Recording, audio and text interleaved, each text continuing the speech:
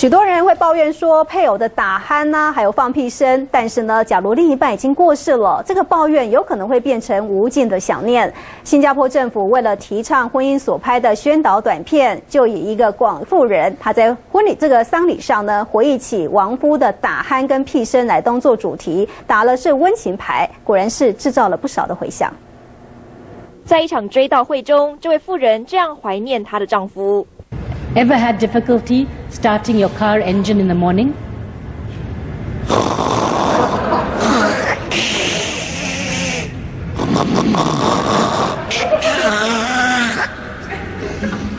Well, that's exactly what David's snoring sounded like. But wait, snoring wasn't everything. There was also this rear-end wind action going on as well. 另类的致辞让原本严肃的追悼会充满了笑声。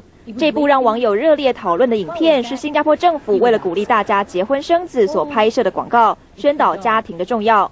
全球生育率下滑，新加坡更是创下了20年来的新低1.16。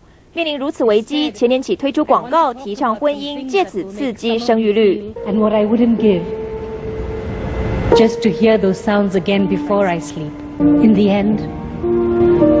It's these small things that you remember, the little imperfections that make them perfect for you. 美丽的不完美，道出对亡夫的深深思念，和女儿的深深义勇，更是表达出家庭的温暖。